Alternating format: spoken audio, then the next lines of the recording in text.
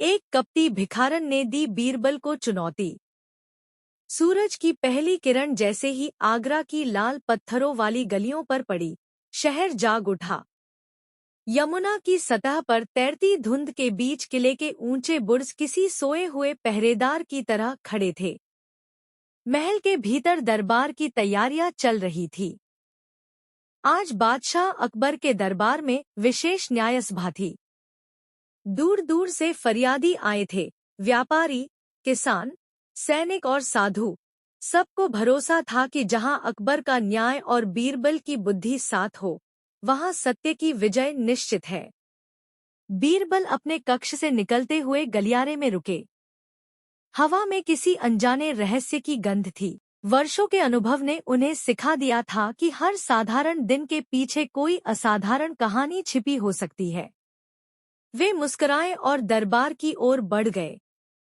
दरबार सजा। अकबर अपने सिंहासन पर विराजमान हुए।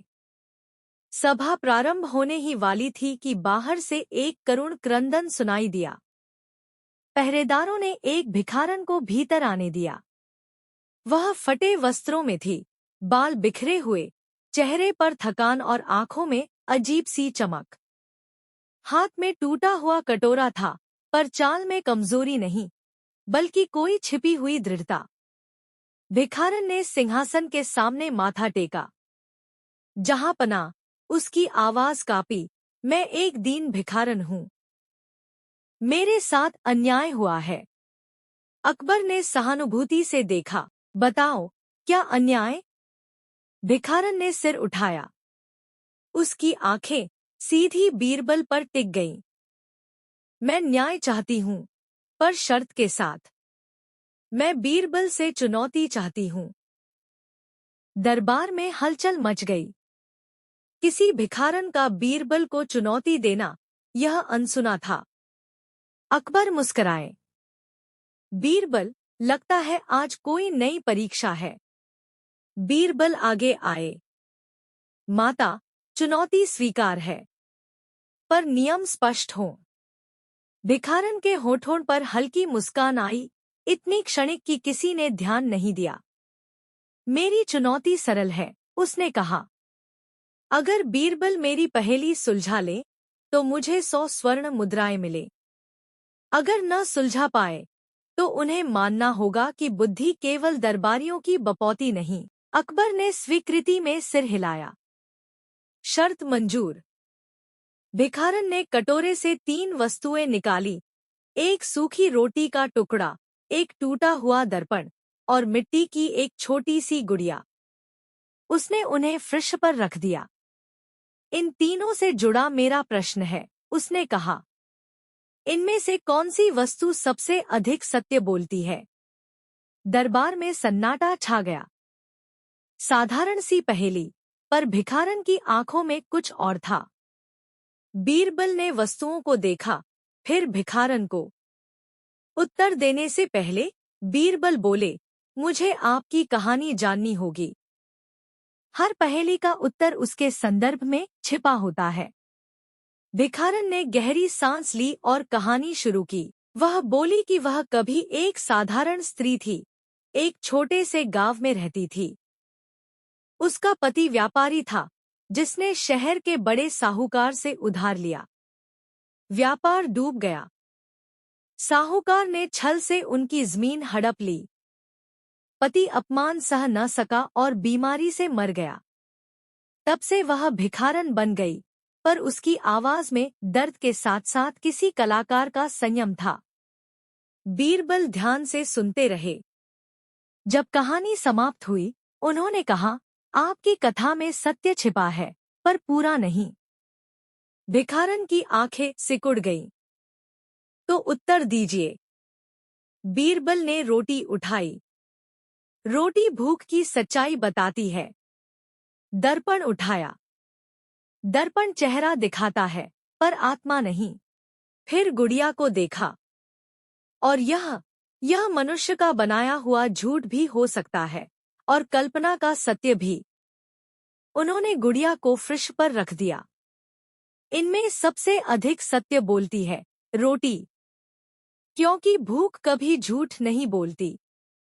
दरबार में सराहना हुई। अकबर ने ताली बजाई। बीरबल, सुंदर उत्तर। पर भिखारन हंस पड़ी। वह हंसी साधारण नहीं थी, उसमें विजय ठहाका था। गलत, उसने कहा। आप हार गए। सन्नाटा छा गया। अकबर चौंक गए। यह कैसे? भिखारन ने दर्पण उठाया और उसे बीरबल के सामने किया। सबसे अधिक सत्य दर्पण बोलता है, पर केवल उसे दिखाता है जो सामने खड़ा है। रोटी भूख दिखाती है, पर भूखे की नियत नहीं। गुड़िया झूठी हो सकती है, पर दर्पण, वह बिना शब्दों के सच कहता है। दरबार में खुसर-पुसर शुरू हो गई। बीरबल शांत रहे। उनकी आंखों में अब गंभीरता थी। माता, उन्होंने कहा, आपने उत्तर दिया, पर चुनौती अभी समाप्त नहीं हुई। भिखारन ने भौहें उठाईं। और क्या शेष है? आप स्वयं, बीरबल बोले। आप भिखारन नहीं हैं। दरबार में सनसनी फैल गई। अकबर ने सीधा होकर देखा। बीरबल, स्पष्ट करो। बीरबल ने भिखारन के हाथों की ओर संकेत किया। आपके हाथों में भिखारी की कठोरता नहीं, बल्कि प्रशिक्षित कलाकार की लचक है। आपकी भाषा में गांव की सरलता नहीं, नगर की चतुराई है। और सबसे बड़ी बात, आप चुनौती देने आई हैं, भीख मांगने नहीं। भिखारन की मुस्कान गायब हो गई। एक पल को उसका चेहरा कठोर हो गया। फिर उसने कटोरा नीचे रखा और सीधे खड़ी हो गई। उसकी देह की मुद्रा बदल गई, वह अब झुकी हुई नहीं थी। हाँ, उसने कहा, मैं कपटी हूँ। मेरा नाम चंद्रलेखा है। अकबर आश्चर्यचकित थे। कौन हो तुम? चंद्रलेखा ने कहा, मैं उसी साहूकार की बेटी हूँ, जिसने अपने पिता की चालाकी से सब सीखा। मैंने बीरबल की बुद्धि को परखने का निश्चय किया था। दरबार में तनाव घना हो गया। यह अब केवल पहेली नहीं थी, बल्कि अहंकार की चुनौती थी। बीरबल ने शांति से कहा, तो आपका उद्देश्य क्या है? यह सिद्ध करना कि बुद्धि खरीदी जा सकती है, चंद्रलेखा बोली, और कि दरबार का न्याय भी भ्रम हो सकता है। अकबर गंभीर हो गए। यह बड़ा आरोप है। बीरबल आगे आए। तो अंतिम परीक्षा हो जाए। अगर मैं आपके छल को दरबार के सामने उजागर कर दूं, तो आप अपने अपराध स्वीकारेंगी। चंद्रलेखा ने सिर हिलाया। स्वीकार।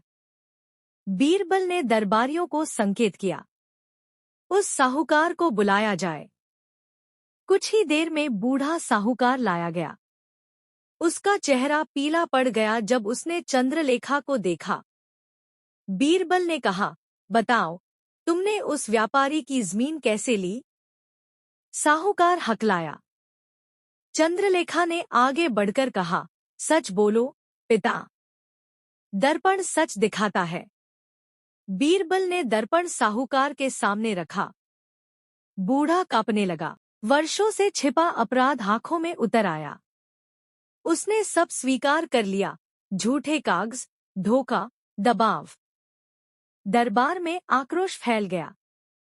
अकबर ने कठोर स्वर में आदेश दिया, इस साहूकार की संपत्ति जब्त की जाए।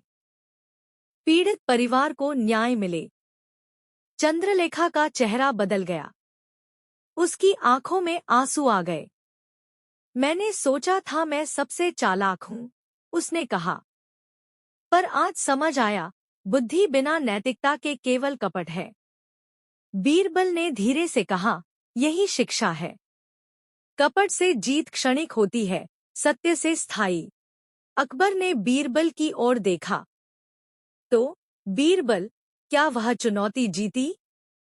बीरबल मुस्कुराए।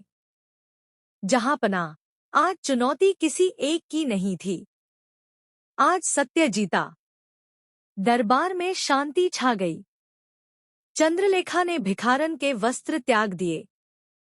उसे न्याय मिला, पर साथ ही एक सीख कि छल चाहे जितना चमकीला हो, अंत में बुद्धि और सत्य की रोशनी में फीका पड़ जाता है। सूरज अब ऊंचा चढ़ चुका था। यमुना की धारा चमक रही थी। आगरा की गलियों में यह कथा फैलने लगी कि एक कपटी भिखारन आई थी, पर बीरबल की बुद्धि के सामने उसका छल टिक न सका। और लोगों को यह विश्वास और गहरा हो गया कि जब न्याय और विवेक साथ हों, तो हर चुनौती एक शिक्षा बन जाती है। दरबार विसर्जित हो चुका था, पर आगरा की हवा में अभी भी उस दिन की घटना की गूंज थी। लोग चौक चौराहों पर उसी भिखारन की चर्चा कर रहे थे जिसने बीरबल को चुनौती दी थी।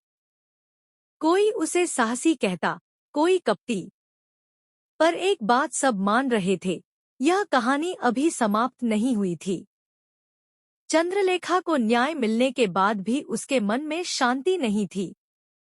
पिता का अपराध उजागर हो चुका था, संपत्ति ज़ब्त हो चुकी थी, पर वर्षों से सीखा गया कपट एक दिन में समाप्त नहीं होता। वह अब भी मानती थी कि बीरबल ने उसे पूरी तरह नहीं हराया, बस परिस्थिति ने उसे झुका दिया। उसी रात चंद्रलेखा आगरा की बाहरी बस्ती में एक सुनसान हवेली में बैठी थी। दिए की लौ काँप रही थी। दीवारों पर परछाइयां नाच रही थी, मानो उसके मन के भीतर उठ रहे द्वंद्व का प्रतिबिंब हो। उसने दर्पण उठाया, वही टूटा हुआ दर्पण जो उसने दरबार में रखा था। उसने अपने चेहरे को देखा। क्या सचमुच मैं हार गई? उसने खुद से पूछा। दर्पण मौन था, पर उसकी आंखों में असंतोष साफ झलक रहा था। इसी समय किले में बीरबल अपने कक्ष में बैठे थे। अकबर ने उन्हें देर शाम बुलाया था। बादशाह का स्वर गंभीर था। बीरबल, अकबर बोले, मुझे भय है कि यह प्रकरण यहीं समाप्त नहीं होगा। बीरबल ने शांत स्वर में कहा, जहांपनाह, कपटी मन हार स्वीकार कर ले, यह दुर्लभ है। चंद्रलेखा अभी अग्नि में तप रही है। अकबर ने लंबी सांस ली। तो सावधान रहना होगा। अगले दिन आगरा में एक अजीब अफवाह फैलने लगी। कहा जाने लगा कि रातों रात कई व्यापारियों की तिजोरियों से सोना गायब हो रहा है। न ताले टूटे, न पहरेदारों को कुछ दिखा। बस सुबह सोना नहीं होता। अकबर ने तुरंत बीरबल को बुलाया। यह कोई साधारण चोरी नहीं। बीरबल ने आंखें मूंद कर सुना। हर चोरी में एक ही समानता थी। हर व्यापारी वही था जिसने कभी न कभी साहूकार के साथ मिलकर गरीबों का शोषण किया था। जहांपनाह, बीरबल बोले, यह प्रतिशोध है। और प्रतिशोध में बुद्धि से अधिक भावनाएं बोलती हैं। उसी शाम एक और घटना हुई। महल के बाहर एक संदेश छोड़ा गया, एक कपड़े में लिपटा हुआ, जिस पर लिखा था, जिसने छल बोया वह भय काटेगा। अकबर का क्रोध बढ़ा। यह खुली चुनौती है। बीरबल ने संदेश को ध्यान से देखा। अक्षर सुंदर थे, सधे हुए, स्त्री के हाथों के। उन्हें अब संदेह नहीं था। उन्होंने किले के गुप्तचरों को आदेश दिया कि वे चोरी हुए मार्गों, गलियों और हवेलियों पर नजर रखें, पर बिना शोर के। यह युद्ध तलवारों का नहीं, बुद्धि का था। इधर चंद्रलेखा अपने साथियों के साथ योजना बना रही थी। उसने शहर के कुछ चतुर युवकों को इकट्ठा किया था। वे लोग जो समाज के किनारे जीते थे और व्यवस्था से नाराज थे। वह उन्हें न्याय का सपना दिखा रही थी। मैं चोरी नहीं कर रही, वह कहती, मैं संतुलन बना रही हूँ।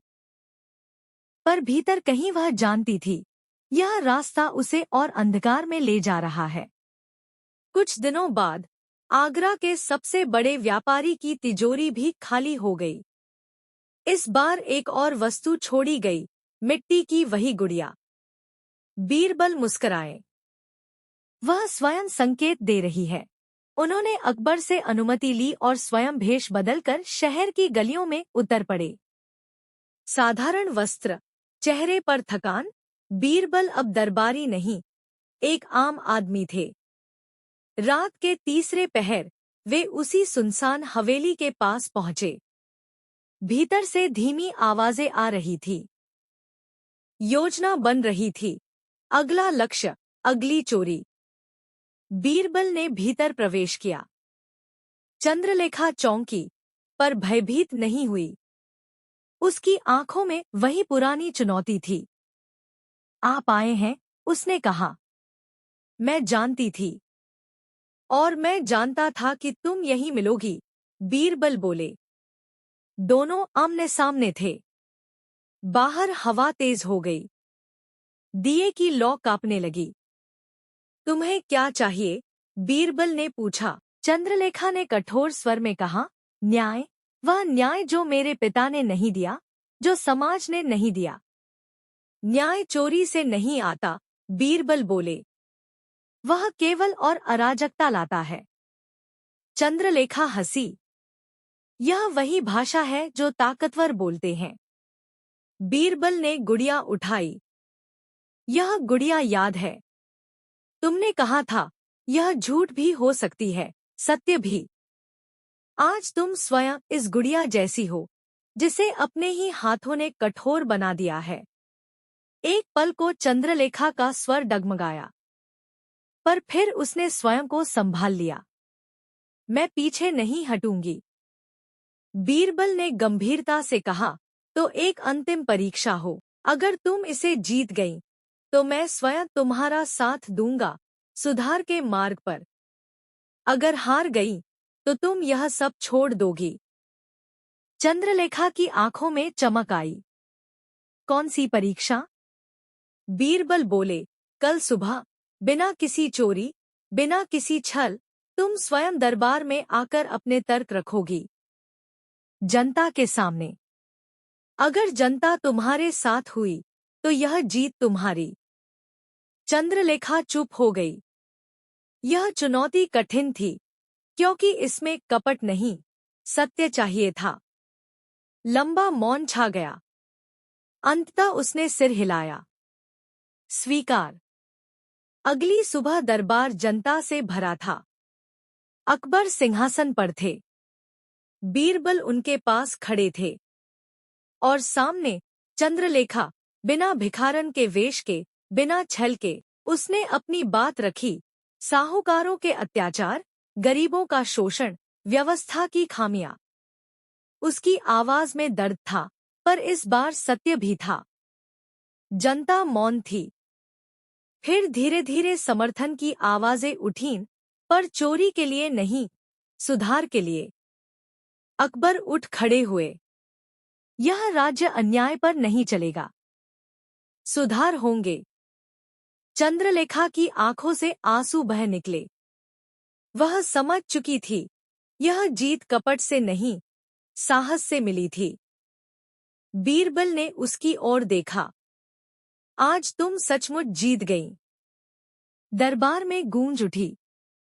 यह कहानी अब केवल चुनौती की नहीं थी, परिवर्तन की थी। और आगरा ने एक और कथा अपने इतिहास में जोड़ ली, जहां कपट ने जन्म लिया, पर अंततः बुद्धि और सत्य के सामने समर्पण कर दिया।